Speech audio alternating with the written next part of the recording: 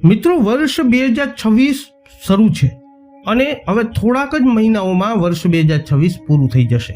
ત્યારે હર કોઈ લોકો જાણવા માંગતા હોય છે કે આ વર્ષમાં તો ખૂબ મહેનત કરી, ખૂબ મશક્કત કરી, પણ જેવું જોઈએ એવું ફળ પ્રાપ્ત થયું નથી। તો આગામી સમયમાં એટલે કે આવનારું વર્ષ 2027 મારા માટે કેવું રહેશે? તો આ વિડીયોમાં અંત સુધી જોડાયેલા રહેજો, કેમ કે આ વિડીયોમાં અમે એ જ તમને જણાવવા જઈ રહ્યા છીએ કે વર્ષ 2027 તમારા માટે કેવું રહેશે। તો મિત્રો, આ નવા વર્ષમાં શનિદેવ 3 જૂનથી મેષ રાશિમાં પ્રવેશ કરવાના છે, જ્યારે ગુરુ 25 જાન્યુઆરીથી કર્ક રાશિમાં, 26 જૂનથી સિંહ રાશિમાં અને 26 નવેમ્બરથી કન્યા રાશિમાં ગોચર કરશે। આ વર્ષે રાહુ અને કેતુની ચાલમાં પણ પરિવર્તન થશે, જે 5 ડિસેમ્બરથી રાહુ મકર રાશિમાં પ્રવેશ કરશે અને કેતુ કર્ક રાશિમાં ગોચર કરશે। આ વર્ષના ગ્રહ ગોચર અનુસાર, સચોટ વૈદિક જ્યોતિષશાસ્ત્ર અનુસાર તમને આ આવનારા નવા વર્ષમાં કેવા ફળ મળવાના છે, આવું વિગતવાર જાણી લઈએ। આ વિડીયોમાં અંત સુધી જોડાયેલા રહેજો, વિડીયોને લાઇક અને શેર કરવાનું ભૂલશો નહીં। અમારી ચેનલને અવશ્ય સબસ્ક્રાઇબ કરી લેજો। જ્યોતિષને લગતા મૂંઝવતા પ્રશ્નોના સમાધાન માટે તમે અમારો સંપર્ક અવશ્યથી કરી શકો છો।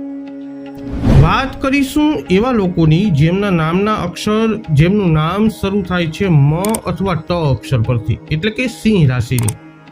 વર્ષ 2027માં પ્લુટો ગ્રહના વ્યાપક પ્રભાવને કારણે આ પ્રભાવવાળું વર્ષ રહેશે। નેપચ્યુન અને શનિ મૈત્રીપૂર્ણ રાશિઓમાં છે, જે તમને આખા વર્ષ દરમિયાન સારા વિચાર અને જવાબદારીની ભાવના આપવાના છે। તમારા આદર્શો આ વર્ષમાં આકાર લેવાના છે, પણ તમે તમારી અપેક્ષાઓનું નિર્માણ કરવાના છો, જો તમને તેમને પ્રાપ્ત કરવાની તક આપે છે। બધા ગ્રહોમાં સૌથી લાભદાયી ગ્રહ ગુરુ 14 એપ્રિલ સુધી તમારી રાશિમાં છે। આ તમારા માટે વિકાસ કરવાની, નવી પ્રેરણા શોધવાની, તમારા પ્રોજેક્ટમાં સફળ થવાની અને બધા દ્વારા પ્રિય બનવાની એક અનોખી તક આપવાના છે। પછી નાણાકીય અને ભૌતિક નસીબ વર્ષના અંત સુધી તમારી સાથે જ રહેવાનું છે। હવે વાત કરીએ સિંહ રાશિના પ્રેમ અને સંબંધો વિશે।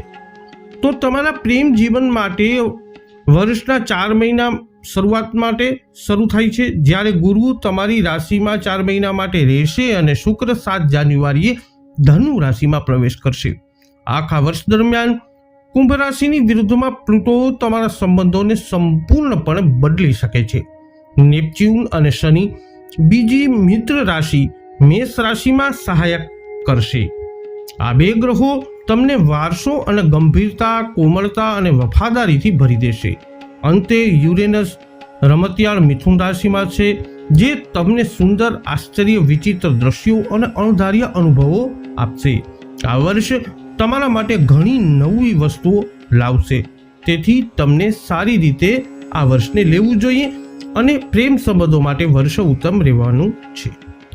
સામાજિક સંબંધો અને મિત્રતા વિશે વાત કરીએ તો આ વર્ષ તમારી મહત્વાકાંક્ષાઓને વિસ્તૃત કરી શકો છો અને તમારા કાર્યમાં વાસ્તવિક સફળતા પ્રાપ્ત કરી શકો છો।